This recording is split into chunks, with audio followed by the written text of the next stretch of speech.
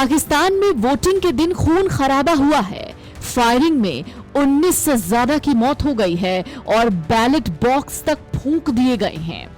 पाकिस्तान के कब्जे वाले कश्मीर यानी पीओके में विधानसभा चुनाव के पहले चरण के लिए सोमवार 27 जुलाई को मतदान हुआ। इस दौरान कई जगहों पर हिंसा की खबरें सामने आई। चुनाव में गड़बड़ी के आरोप लगे। अलग अलग राजनीतिक पार्टियों के कार्यकर्ताओं के बीच झड़प की खबरें सामने आई। इस चुनाव में करीब 38 लाख लोग वोट डालने के पात्र हैं। जो खबर आई है उसके मुताबिक पाकिस्तानी सेना की अंधाधुंध गोलीबारी में अब तक 91 लोगों की मौत हुई है। पाकिस्तान के कब्जे वाले कश्मीर में प्रदर्शनकारियों ने निहत्थे प्रदर्शनकारियों पर भारी गोलीबारी की, जिसमें 17 लोगों की मौत की पुष्टि हुई, जबकि दर्जनों लोग लापता हैं। स्थानीय लोग कहते हैं कि पीओके में पाकिस्तानी सेना नरसंहार कर रही है।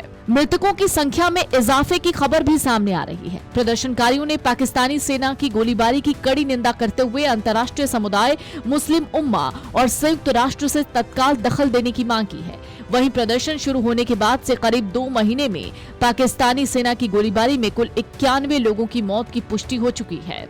यानी अब तक 2 महीने में पाकिस्तान के इस प्रदर्शन में गोलीबारी में 91 लोगों की मौत हुई है।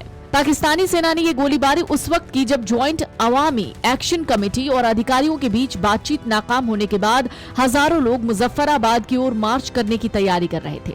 इस घटना के बाद 52 दिनों से चल रहे विरोध प्रदर्शन के बाद हालात काफी तनावपूर्ण हो चुके हैं। प्रदर्शनकारी हिरासत में लिए गए लोगों की रिहाई, प्रदर्शनकारियों पर दर्ज मामले वापस लेने और अपनी व्यापक मांगों को माने जाने की मांग कर रहे थे।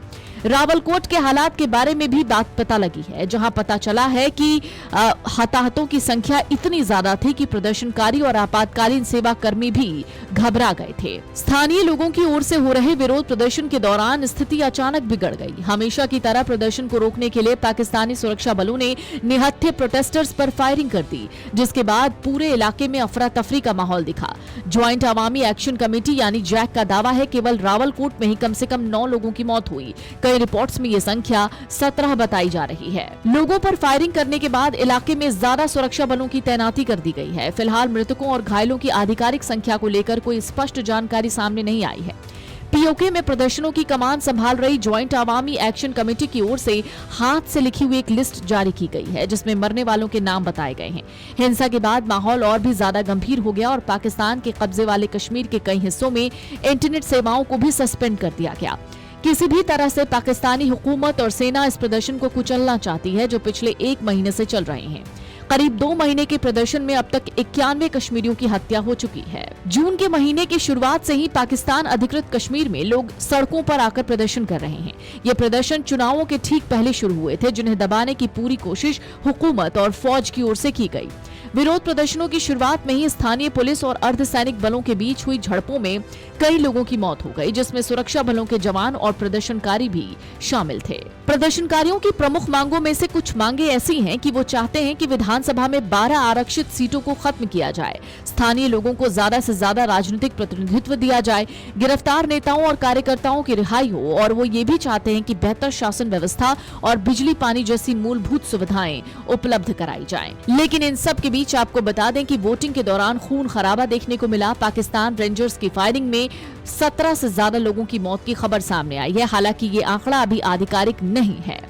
यहाँ बड़े पैमाने पर चुनाव का बहिष्कार किया गया। इससे चुनाव पर सवाल खड़े हो गए, जिसे पहले से ही कानून व्यवस्था की बड़ी परीक्षा माना जा रहा था। सबसे बड़ी घटना भीमबर में हुई, जहां मतदान केंद्र पर अलग अलग राजनीतिक दलों के कार्यकर्ताओं के बीच झड़प हो गई।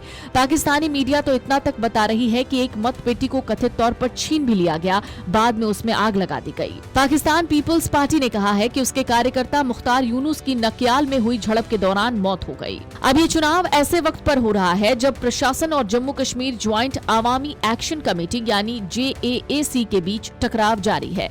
ये नागरिक संगठनों का एक समूह है जिसने शासन, आर्थिक समस्याओं और राजनीतिक सुधारों को लेकर आंदोलन चलाया है। सोशल मीडिया पर कई पोस्ट में JAAC ने आरोप लगाया कि रावलकोट में सुरक्षा बलों ने आम लोगों पर गोलियां चलाई हैं। Video desk amarujala.com। अगर आप ये वीडियो YouTube पर देख रहे हैं तो हमारे चैनल को सब्सक्राइब कर बेल आइकन दबाएं, और Facebook पर देख रहे हैं तो हमारे पेज को लाइक करें।